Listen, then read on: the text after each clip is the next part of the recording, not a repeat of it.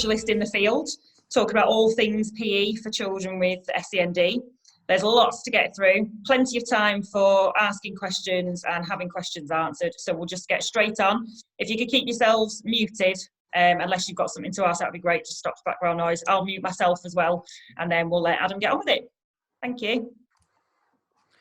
Brill. So welcome everyone. As Brianne said, you know, if we do have any questions, if we can put them in sort of the Zoom chat, and then we could sort of come to those either at the end of each section or at the end. We'll sort of go through them all.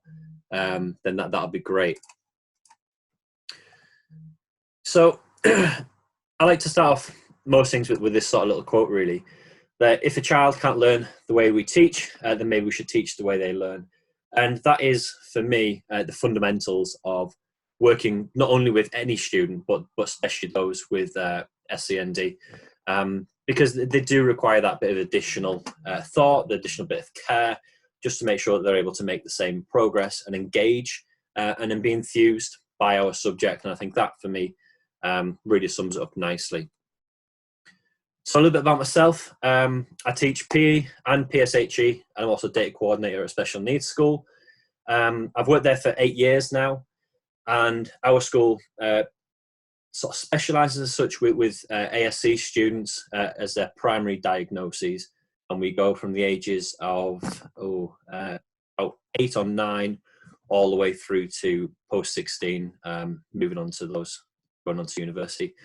We deliver core PE to Key Stage 2 and 3, and we sort of look at doing a global sports curriculum, so we don't just focus on the traditional, we do things that are a bit more out there. And I also deliver the CAMNAT, so Cambridge Nationals in Sports Studies and Sports Science, Key Stage 4, the Level 3 BTEC in Sport at Key Stage 5, PSHE for Key Stage 3, and Global Perspectives. If anyone ever is on Twitter, you can follow me. I'm at AdamP_SEMPE, and I've got a blog there as well and LinkedIn. So yeah, by all means, add me on there. And if you have any further questions at a later date, by all means, give me a message and we can get talking as well. So hopefully in the next hour, we're going to have a bit of a whistle-stop tour of what I feel are the specific needs and barriers presented by PE curriculum, looking at sort of my own ideas about how I plan to work with students with SEN, strategies, adaptations and alternatives, and what we can do to try and engage these students, a bit of a Q&A and a bit of food for thought as well. Oh, someone in the waiting room. There is Dan Skipper joining as well, Brianne.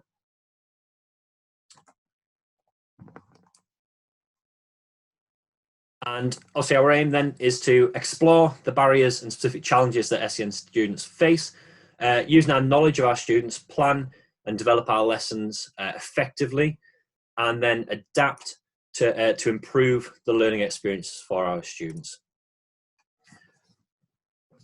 About a year and a half ago, I was approached by a company called We Can Access about what I felt were the main specific challenges my students and students with SEN faced within PE. And I thought long and hard actually about this and about my experiences with my students. And I came up with these 5 key areas really. Now when my students come in, we do baseline sort of assessments in a way to sort of see what their fundamental skills are like. But we also do interviews, lots of extensive relationship building with them to find out what worked and what didn't work in mainstream or in their last provision, and also what sort of things to avoid, what sort of things are liked. And from all of that, I came up with these 5 areas really that I felt were the most important. So competition-based learning, professional development and experience, behavioural expectations, sensory processing, and accessibility. We're going to explore the first 4 of those areas. We're not going to explore accessibility massively because that is a lot of it down to your facilities, and it is very specific to your individual school and the individual students that you face, particularly with accessibility difficulties. So there's so many different variables with that that we sort of end up having to be really bespoke, whereas the other 4 we can sort of give quite general ideas really. So competition-based learning, how do we pursue competition? How do we pursue something other than competition-based learning or how do we get away from that idea? And for me, the key point is looking at embedding more cooperation orientated activities within our learning. Now, competition is fantastic. Kids need it to grow and grow that resilience and develop teamwork and, that goal setting and things like that. But it can be very damaging to students' self-esteem and self-worth, especially those students who struggle to engage in those activities. Now, when we pitch it very generally to sort of the masses as such, we can miss the mark and sort of really exclude certain students and put them on the sidelines straight away because they don't have necessarily the same desire or drive or ability to get involved to then win and help their team. Unfortunately, given the communication difficulties that numerous students with SEND face, this can lead to them being unintentionally sidelined by peers or just by their inability to communicate effectively with people. But it can also lead them to being intentionally sort of thrown out by the group because it's obvious that they're not able to influence the game as such. So if we have students who really want to win, really want to strive to succeed, then they'll avoid passing to those students. They'll avoid getting those students involved in the game. And that then just puts them straight away on the sidelines and on the back foot. How do we address that? More cooperation, more teamwork, and taking away that A versus B. Let's go for the whole group trying to get a quicker time, the whole group trying to score more goals, the whole group trying to get more passes.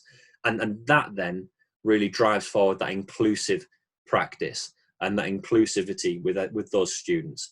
And that really, for me, for my students in particularly, whenever we do competition, we really carefully manage and structure the after effects. So we don't play to the end of the lesson and then go get changed.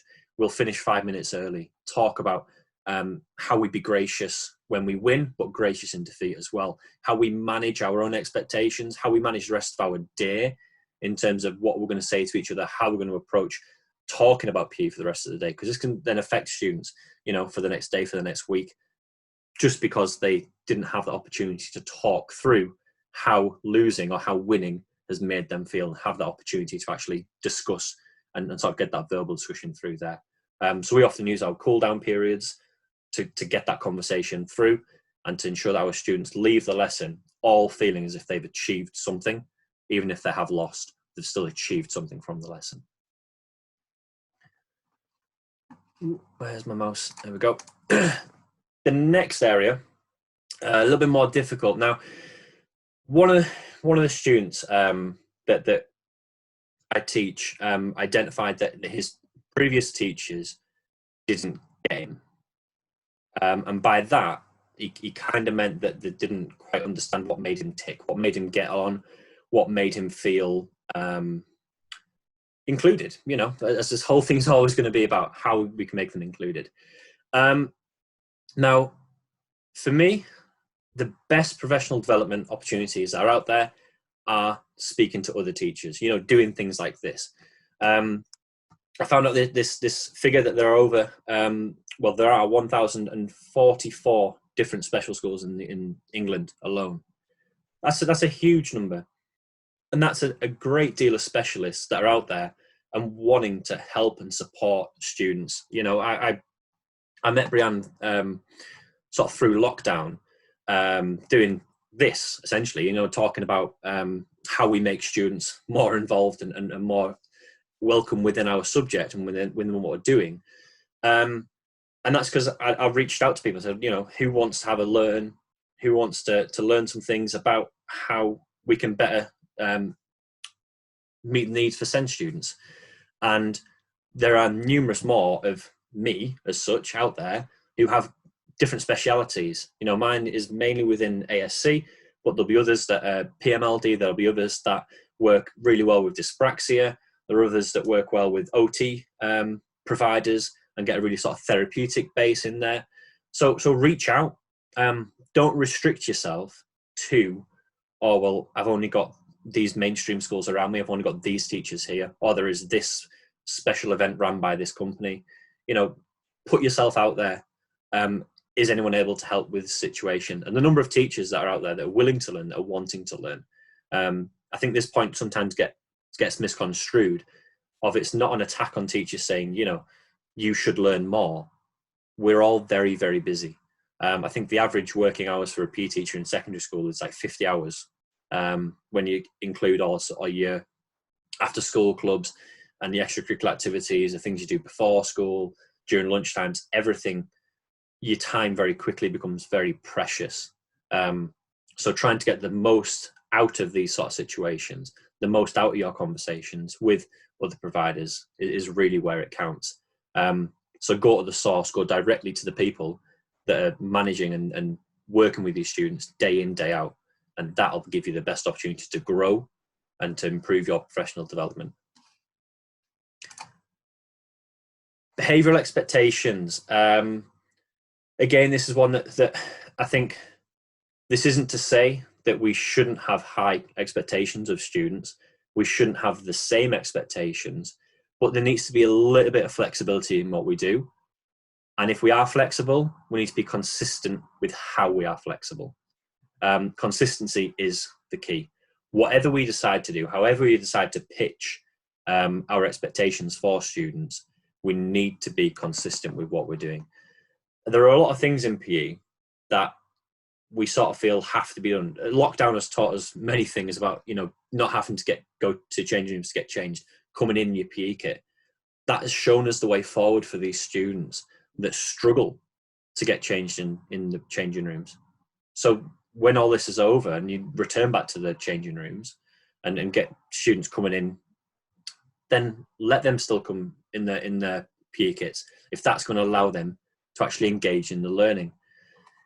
I know another one is you know, about them being safe within the classroom and having a safe space designated for them where they're able to go to if they need time, having that agreement prior and saying, right, you know, if you are struggling with an aspect of the lesson, you could go here.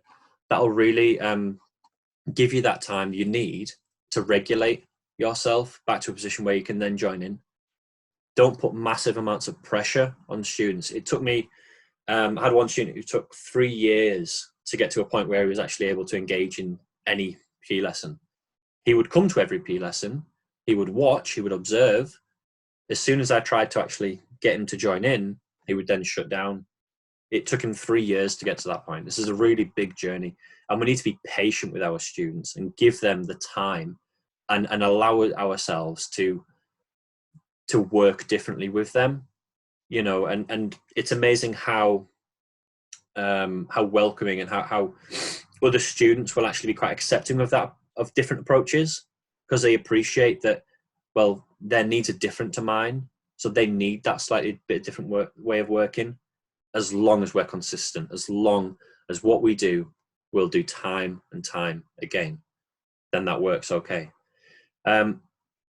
Even things such as their relationships with other students, you know, we need to be careful about that, and we need to make sure that we're not allowing them too much leniency, like dribbling a little ball. So I remember doing my teaching practice, there was a student by my feet and he was dribbling his basketball on the floor. It wasn't distracting me, it wasn't distracting anyone else, but that was him regulating, that was him getting himself in a position where he could actually be able to listen and then engage with the learning.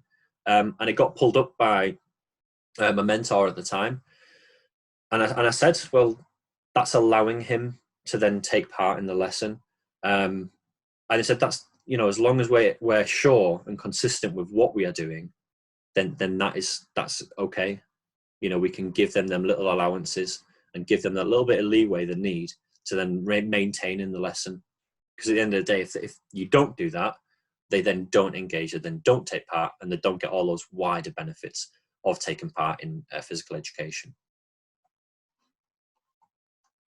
And then the fourth area I identified was sensory processing. Now, sensory processing in PE is difficult. You know, how do we assess the challenges of our environment? We've got sensory audits that we can do of our learning environment to see what challenges are potentially facing. But for PE, you've got the visual, impact of such a large open space, that can be quite daunting for some students. They're often brightly lit, sort of like floodlights or big beam lights, that can be, again, quite powerfully impacting on students' ability to actually take part in the lesson. We've got auditory issues such as squeaking shoes on the floor. I know that if someone's shoes squeak in my gym, it goes right through you. And even us, as sort of neurotypical, that noise really sort of grates. If you then have a student with sensory issues and auditory issues, that can then be absolutely debilitating for them being able to take part. The smells. I remember boys' changing rooms are grim. You walk in, it just stinks all the time with teenage boys. And as we said in behavioural expectations, that is really difficult for those students to not only enter the changing rooms to get changed. The changing part is difficult, but then also those students actually coping with the smell inside that changing room. That it can be nauseating. I had COVID at the beginning of November, and I'd lost my taste and my smell. And the school gym got painted over the holidays, and I came back in, and I walked in, because we've got our briefing at the minute inside the school gym. And I walked in, I smelled, because I thought I was going to smell the paint. I walked in, I was like, it doesn't even smell. This is fantastic. Oh, they've really aired it out really well. And as the weeks have gone by, I've realised that it actually stinks. And it's really, really quite nauseating. So I've opened the doors. I've tried to air out as much as possible. But I've got some students who, at the minute, are struggling to maintain themselves in the whole lesson because of the smell. We couldn't really have done the gym at any other time, and we had some other work going on in the holiday, in the sort of the 6 weeks holidays. So this was the best time, within the school calendar to do it. It needed doing, but it is affecting the engagement of my students. So you always need to consider painting the changing rooms, making them smell nice again. That in itself might cause an issue, and it's just having that awareness and having that appreciation that these things are going to be impacting on certain students, and their ability to actually take part within our learning, within our lessons, really. So that's the sort of the main areas that I feel were the most debilitating for my students. The ones that I get in and say, what went wrong? Why weren't you able to engage? I've got a student at the minute whose parent rang me, and she said, "Oh, he's really terrified of basketball and any ball games, things coming towards him." I said, "Oh, that's odd. We're doing basketball at the minute." So I've sort of thought about it a bit more, and I said, "Well, I'd really like to continue to do basketball with him," and it turned out that it was actually the movement of other students, the noise of all of the different basketballs bouncing on the floor, and the constant rapid changing of space, that's what made him not be able to join in. His sensory difficulties meant it was actually really difficult for him to take part in the lesson. And actually, with the class he's in now, he's only in a class of 6, and he's able to engage fantastically well. And she's sort of gone, "Oh, well, it's been really good, because now he actually wants to come home and he wants to take part in these things at home. He wants to. He's asked for a new bike for Christmas. He's wanted a freestanding basketball hoop for the garden." And she was like, "I'd never thought this would have been my son wanting to do these things." And it's just that appreciation of, well, for him, did he need some ear defenders just to try and dampen that noise a little bit more? And the other students are often really accepting of those differences, and especially if you have a really strong sort of PSHE inclusion and disability-based focus within your wider curriculum as well, to sort of be welcoming and tolerant and accepting of other people, which is obviously a big drive in a minute anyway. So once we've identified those difficulties, I personally would then look at the specific needs of my students. And it's not just looking at the specific needs of the students who have SEND, but also our wider students, even those who aren't statemented, who have difficulties in accessing PE. Looking at the specific needs, looking where the crossover is, trying to figure out which students need that bit more additional support. How could we meet that? What sort of things could we put in place? We look at the learning aims. What do we want to achieve from our lesson? What do we want to achieve from our learning? What do we want to achieve long term? What do we want to achieve in the immediate future? I did a blog a few weeks ago, and I actually had those the other way around. And I went back over it, and I thought, actually, I don't do that. I do it this way around. It's just they're so close to each other. But looking at specific needs first, it then allows you to adapt your learning aims effectively and properly for those students. And it might be that one student's learning aim is to actually just come to the lesson, and that is fine. Just be there and witness what is going on, and then we can take our progress points from there. A lot of PE assessment at the minute is all about heart, heads, hands. We've been doing that or similar models for about 6 years now. And one thing we have sort of like a attitudes and expectations within PE section as well. And we sort of say, right, well, the expectation is that you turn up on time. For some mainstream schools, you sort of think, well, that's just a given. But for some places, that might be a really poignant learning goal for someone. Turn up on time, bring in the correct kit, but celebrating that. Don't just make it as an expectation in terms of, well, you should be doing that. Yes, of course I should, but celebrate when they do. Don't just let it sort of slide by. So once we've identified our learning aims and our specific needs, we then might want to look at our potential challenges. What sort of things are our students going to struggle with in PE, no matter what, no matter the sport, no matter where we do it? What are they going to struggle with, irrespective of the next bits? So it might be that irrespective of where we take part in PE, this student is going to struggle with this mobility, hypermobility. It doesn't matter what sport you do, that is going to be a difficulty. Yeah. And then you'd look at how you would then potentially address that. I like to leave picking the sport or the activity, and I've put activity there for a reason. We don't do necessarily a particular block of sport. We don't say, right, for this term we are doing basketball, or for this term we are doing athletics. We might do a couple of weeks on basketball, then we might do a couple of weeks to handball, then we might go to shuckball, all still ball orientated games, all still invasion type games. But you mix it up as much as, and try and give the students as much variety as possible. Then they're going to develop those skills, because shuckball, basketball, and handball all actually use very similar skills. Shuckball, for those who don't know, it's like a North American Canadian based game where you have a net and you have to try and bounce the ball off the net, and then your other players have to try and catch it off the net. It's a really cool game. Check it out.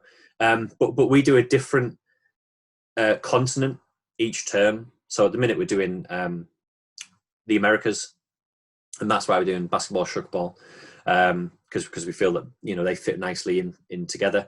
And then we're also doing dodge disc, which is like dodgeball but with soft discs as well, which is quite cool. And we just try and give as much variety for our students that are going to develop their fundamental skills still, and still allow them to take part in a wide and varied curriculum.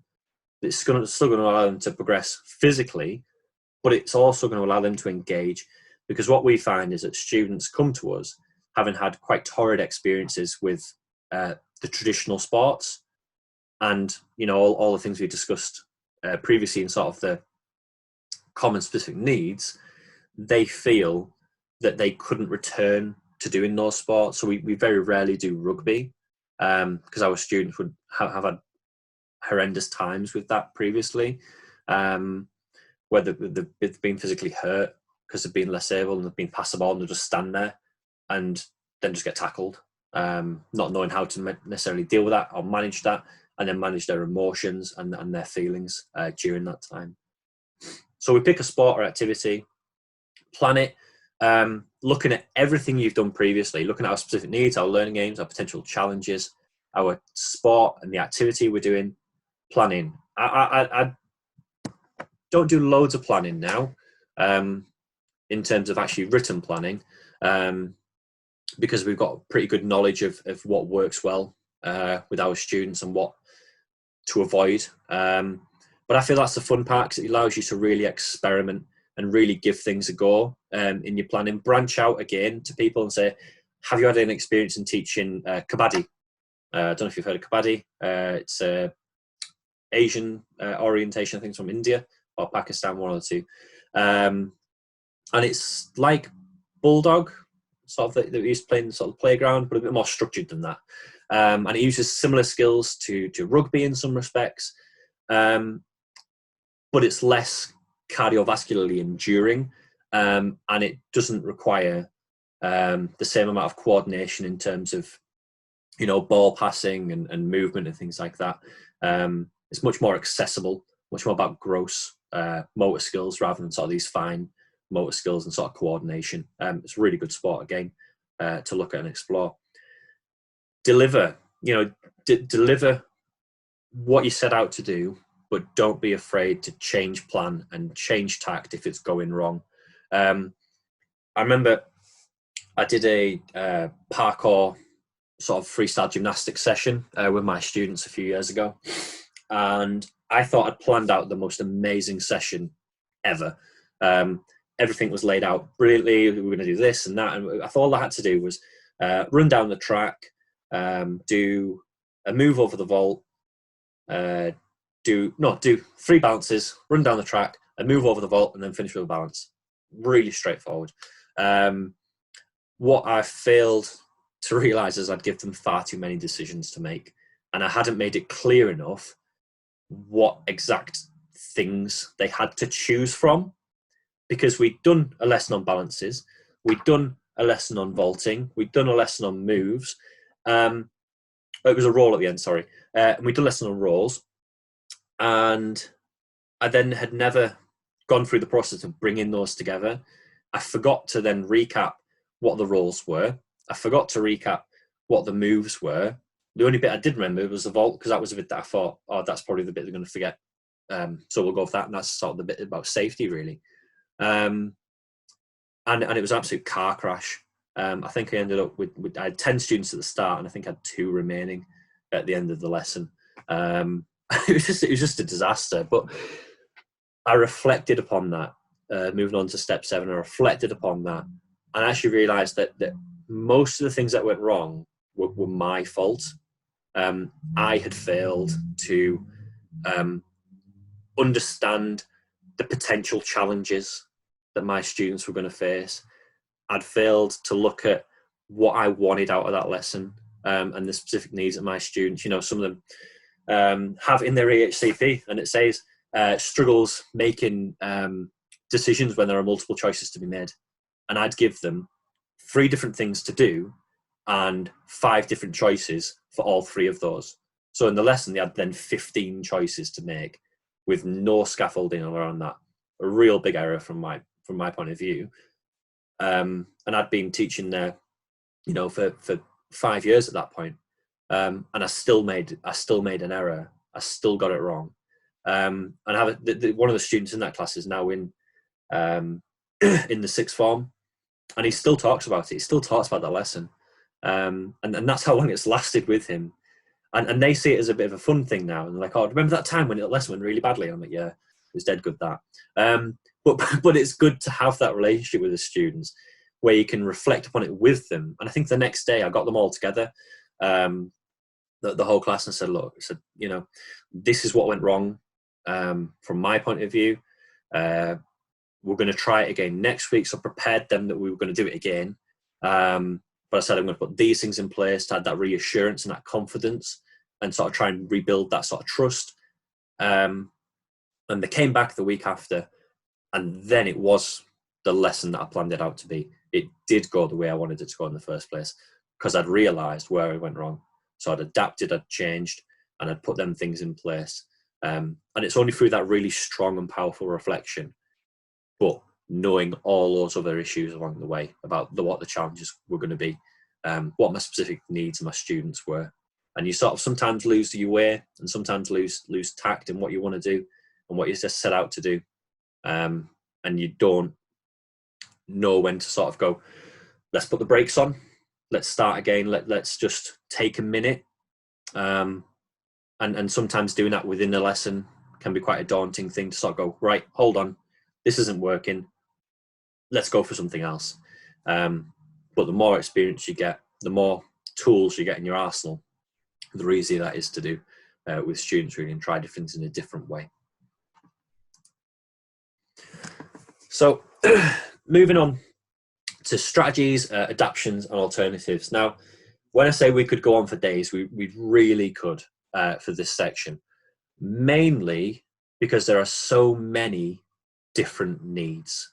You know, we have 67 students on roll, all near enough all primary diagnosis of ASC. Not a single one has the same strategies as another one.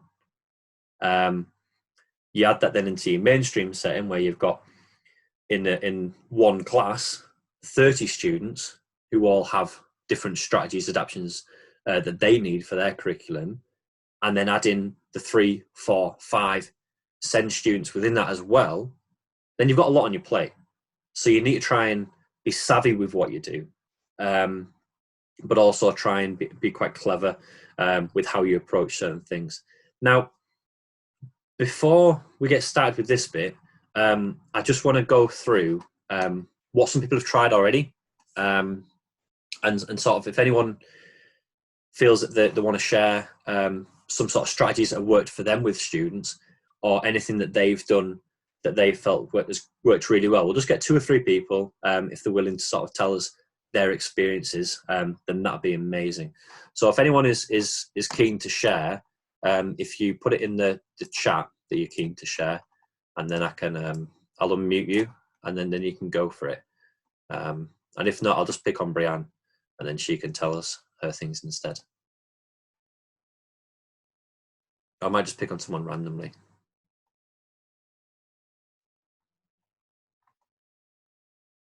Okay, while we're thinking if we want to share, I'll unmute Brianne, and she can tell us anything that she's tried.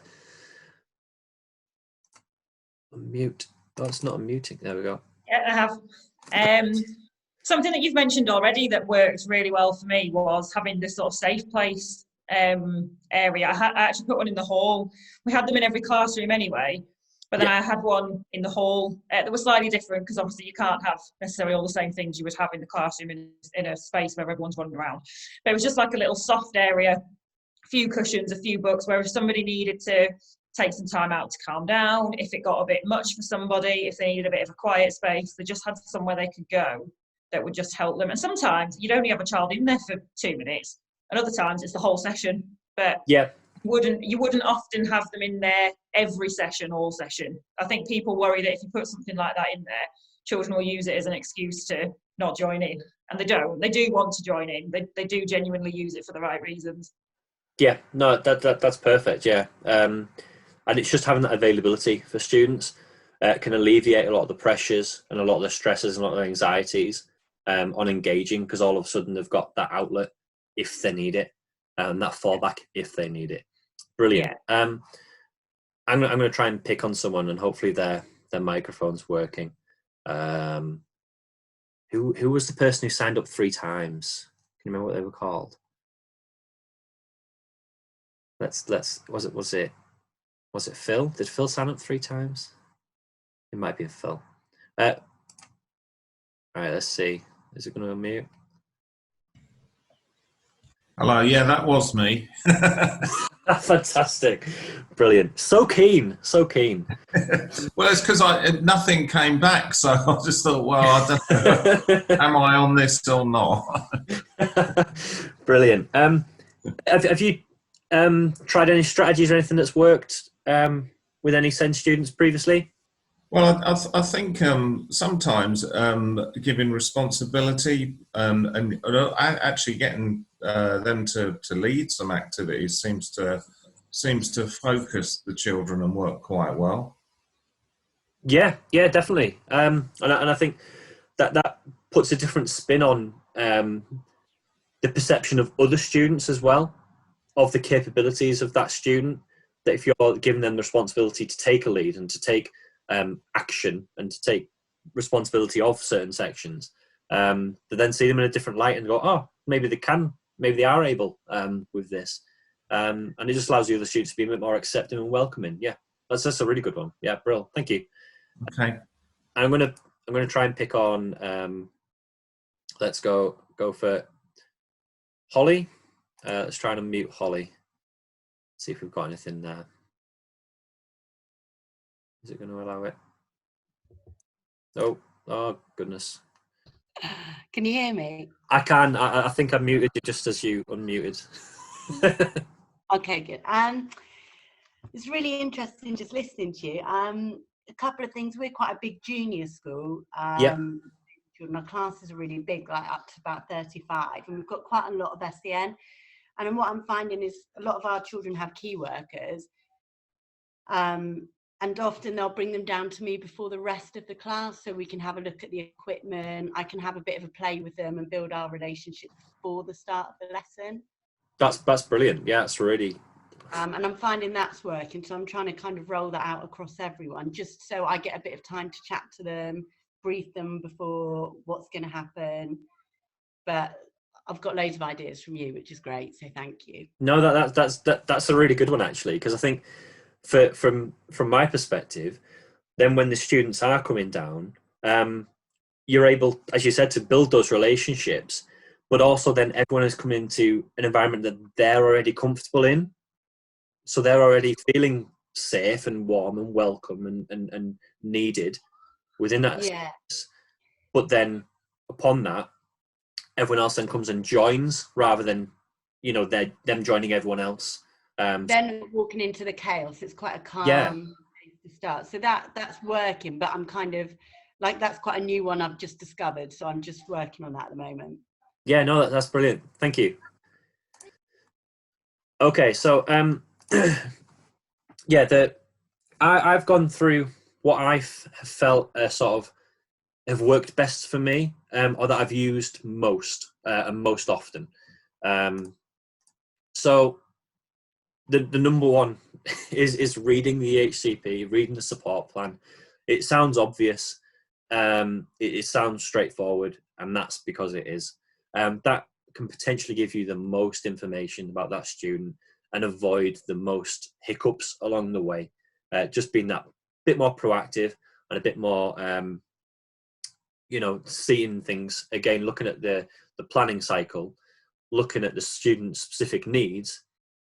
They'll be in the EHCP, so read through, get an idea of the student, get a flavour, and then go on to understand that student more in person and build those relationships. I won't go through just every single one of these, because obviously you can read through them as well. But time warnings, this is difficult because some students love a time warning and start saying, right, we've got 5 minutes left. Other students hate that. So again, it's really understanding your students, and a lot of this will come back to understanding who you've got, understanding your students. But yeah, for some students, works perfectly. Right, you've got 5 minutes left, so you're going to have 3 more goes or that sort of thing. For others, they just want it to end. They don't want the time warning. They just want it when it's ended for that to be the case. Clear and consistent boundaries. Making sure that the things we put in place for our behavioural expectations, we are always consistent with. That if things have gone wrong previously, we are not going to hold that against them. Every single time they come into the room, it's going to be like nothing has ever happened, brand new, fresh start every single time, but with the same boundaries in place, so that when they push, you're able to say, hold on, that's not okay. From last time that wasn't acceptable. That's where the boundaries are. Then eventually those students then realize, oh, okay, I fit in this area in the classroom. As Brianne said, and as I said previously, allowing space. You don't always have to talk. Some students might want you to talk through things with them. Others might just want quiet and silence. The last thing you want to do is to have someone overbearing over you saying, well, what was wrong? What about this? What about that? What about the other? Just sometimes leave them alone, because they need that time to reflect. They need that time on their own to go through their own thought processes and figure out what's going wrong and how they can then work the way forwards with things. It goes for all teaching really, but breaking down tasks into chunks and scaffolding effectively. As you know, I remember, I think it was from the Carter review into sort of initial teacher training, that said all SEND teaching is just good teaching, or teaching for SEND is just good teaching. And essentially, if you tailor things for your SEND students, that's also going to be really good for all students. It's not a magic way of working. It's just a considerate way of working. And I think for me, that's really powerful. Trying to avoid, as I did so fabulously in gymnastics session, trying to avoid too many choices, too many decisions, and taking things necessarily out of their hands, saying, right, this time we're going to do this task here, and working your way through the tasks together with them, rather than giving them, well, you've got a choice of this bit or that bit. Sometimes just avoid that altogether. And again, as I did, say sorry if you get things wrong. It shows a vulnerability from yourself to the students that you can get things wrong, and that making mistakes is okay.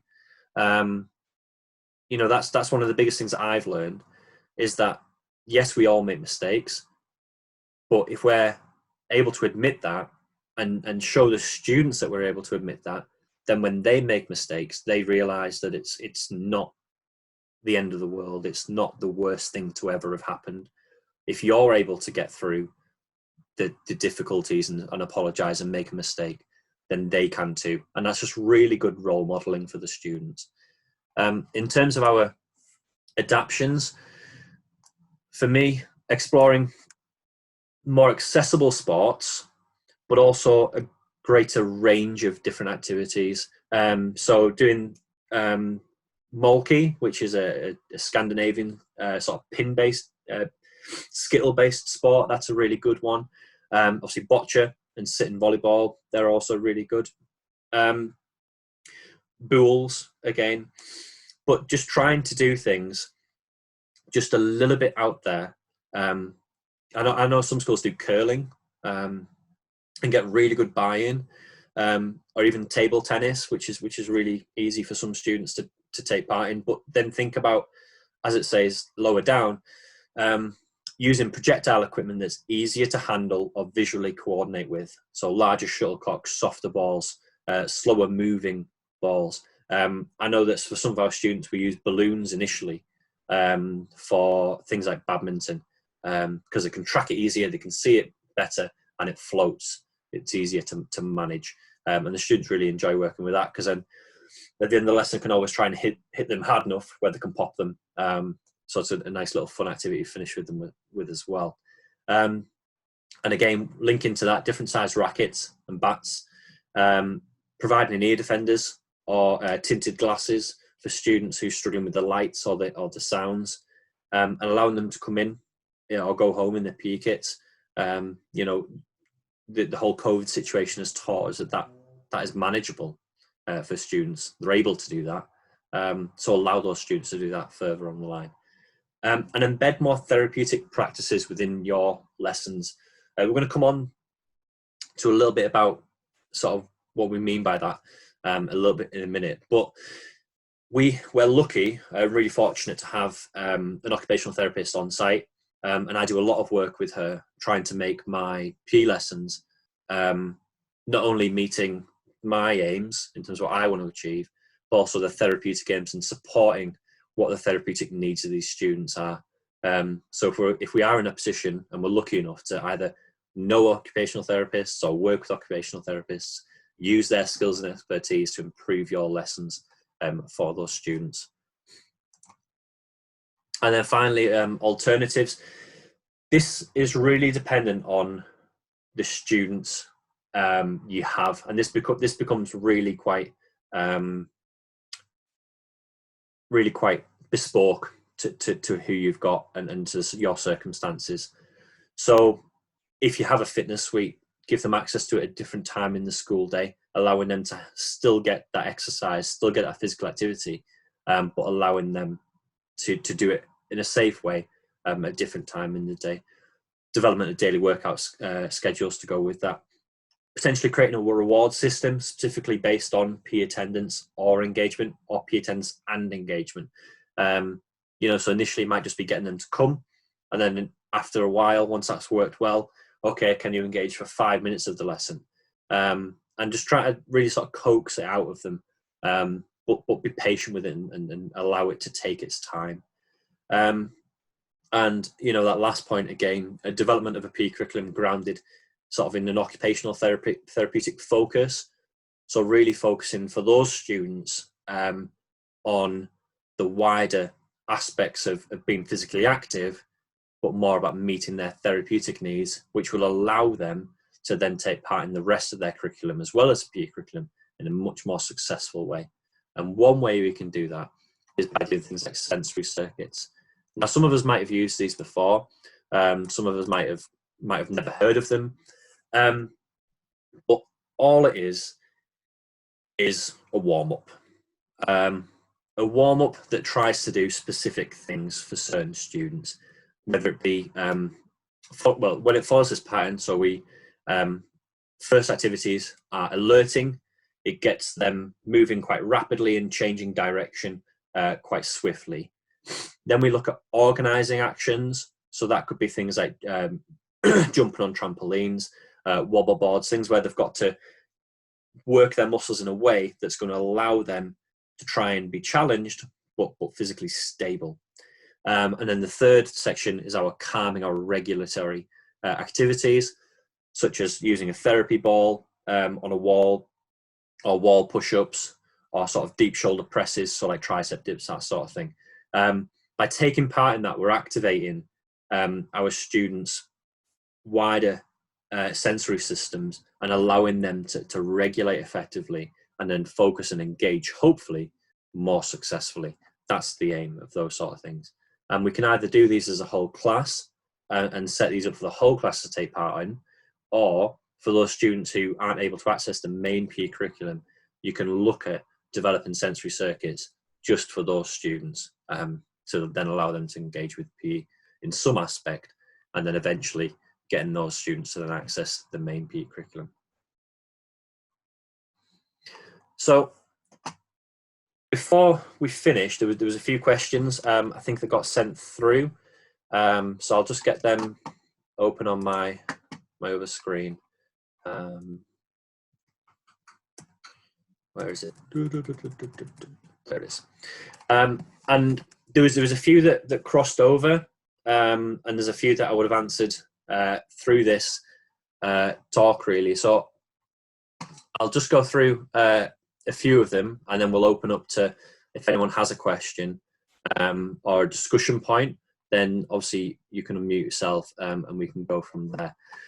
So the first question was about what is some of the main differences in how children with SEND engage or perform in a mainstream PE class compared with an SEN provision PE class. Speaking from my own experience, better. In short, some of the key differences is that there isn't that same pressure to perform and to be physically competent, because most of the students have vulnerabilities in one way or another. So there isn't really sort of this top dog effect of those guys are amazing and we're not. So there isn't that same sort of alpha, especially, we're all boys at my school. So there isn't that sort of alpha male presence of, oh, well, he's top dog in this sport. you know, and the students are much more accepting of the little nuances in your behavior, behavior management approaches as well, because they appreciate more, so I feel, of the different needs that everyone requires. So that's one of the main, you know, some of the main differences, or the many differences that I see. And I find that my engagement, when we do these baseline assessments, we ask about engagement, attendance, and attitude towards PE in their previous schools. And most of them sort of say it's their engagement was poor, their attitude was poor, but their attendance was good, because if they didn't go, they got detention. Whereas their attendance remains good, but then their attitude and their engagement significantly improves with us. The second question was about trying to make SEND students fully inclusive. Would appreciate ideas to make SEND pupils fully inclusive, as they have a SEND class of pre-formal and semi-formal learners. So for me in that situation, I'd look at doing activity-based learning rather than block-based learning. So instead of looking at a particular sport for this whole term, or this whole half term, try and look at activities from lesson to lesson to lesson that's going to allow all students to access at the right level, and sort of scaffold then, so there's still that high achievement, there's still that push and that drive for those students who are able to take part, but those who need more scaffolding, need more structure and support, are still able to access the similar type of content of lesson. Which leads us nicely on to a question of, where was it? There was it, how to differentiate without singling students out. I think singling students out is, no disrespect to the person who's asked the question, sort of the wrong way to put it. You're not singling a child out, you're meeting need.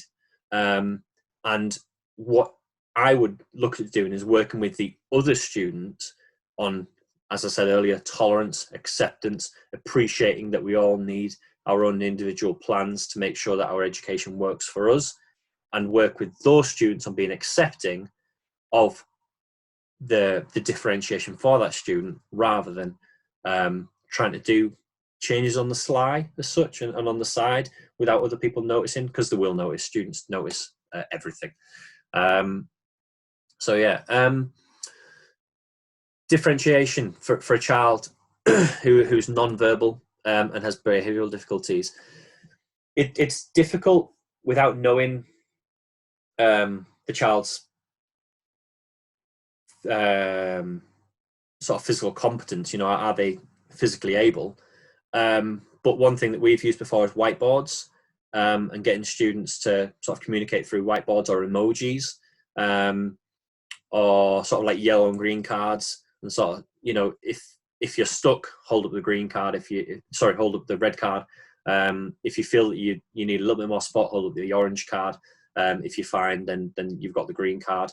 And that just allows those students to communicate difficulties when they are taking part, but also still engaged in similar sort of learning activities, and being really consistent with your boundaries and your behavioural expectations. And I think the last question that isn't sort of a duplication, or one that we haven't covered already, was about, and it's interesting, it was about shutdowns. And it's sort of an ASD student having a shutdown in a practical lesson where it is unsafe to leave them where they are. And again, without necessarily knowing the distinct situation of why it's unsafe, for me, I'd look at trying to make it then safe for them within that area. Or, again, prior to the lesson, agreeing where is safe and identifying them. Right, last week we ended up here and that wasn't safe for these reasons. If this week we're able to go to this space, this is safe for these reasons. And just define it with them and sort of try to work your way through with them, and agreeing a space. So if you are struggling, that's fine. Let's go here rather than there. But if they do end up in the place where you don't want them to be, then look at and explore how you can make then that safe, that space safe, and consider why they feel that space is safe. What is it about where they're going that they find safe? Yeah, and they find as a bit of a refuge. So they were the sort of the main questions that we haven't really sort of covered very much. But if anyone else has any further questions, please either put it in the chat or unmute yourself, and we can obviously go through those questions there, and that'd be fantastic. And if no one has any questions, then that's fine as well. Can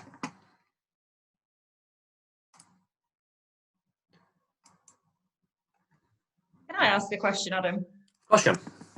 Where can people go? Is there like to find out tips or more information, like rather than just coming to you? Is there like is there a website or anything like that? Yeah, so Youth Sport Trust are really improving their game at the minute with their SEN support and SEN resources. So if you are a Youth Sport Trust member, get yourself on there. They've got some specific ASD learning tasks and how you can adapt your learning. And then there's also quite a wide range of things on Twitter. I'm going to keep banging on about it, but there's a lot of people on Twitter sharing a lot of great things.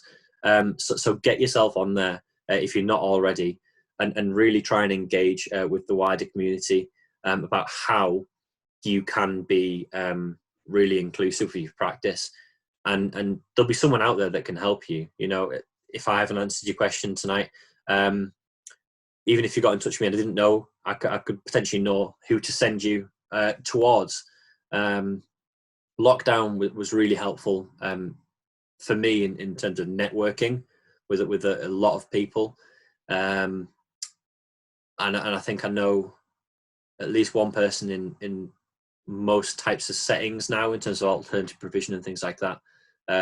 So if we are stuck, look for those people and look for the ways that you can meet need. That'd be fantastic. Any further questions? But if there is, but you can't think of them right now, then either email Brianne. I'm sure she won't mind sending those on or answering them herself.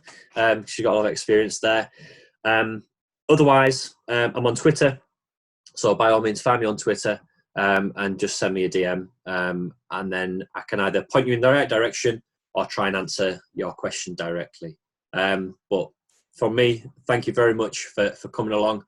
I know that we're towards the end of a very long term and year. And I know that it is a Thursday night, very tiring, but I do appreciate people coming and actually wanting to learn and to take part and to improve their practice for these students that we're all care so passionately for. So thank you from myself. Thanks, Adam. Please, can you just shift on to the next slide? Of course I can. It's great to hear sort of own experiences of students and real life examples. And something that really stuck with me is when you said SEND teaching is just good teaching, because a lot of the things you were saying, I thought that would work everywhere. And then when you said that sentence, I thought that really sums up like the whole thing. Everything you can do with SEND students, you can do with anybody, and it'll work brilliantly. And also you pointing out lots of these unusual sports that I hadn't heard of some of them. Great, because children love trying new things, don't they? Yeah, brilliant. It's crazy. There's a fantastic pack of Aboriginal sports. Right. It's produced, I think it was by sort of the Australian Federation of Sport or something like that, or the Aboriginal Federation of Sport, and it gives you just all these little mini games that you could use as warm-ups or you could use as sort of main sessions, especially for some of these students. And it tells you exactly what to do and exactly what equipment you need. And some of them, like one of them is just hockey, but it's got a really bizarre name. Right. You tell the kids, oh no, we're not doing hockey this time, we're doing this. And they really get involved with that. They really sort of appreciate it because you're just doing something different. and then you can go into the whole history of, you know, why Aboriginal sports were played the way they are and what their purposes were. So then you build Yeah, it's great. Great. as well. Thank you. So thank you for everyone for coming along and listening to Adam. It was brilliant. I've taken lots away from that. I'm sure you have. Our next one's coming up in January, and it's to do with active lunch times. There will be some information coming out about that in the next couple of weeks. So if you want to join us on that, keep an eye out. And thank you very much for coming along, everybody.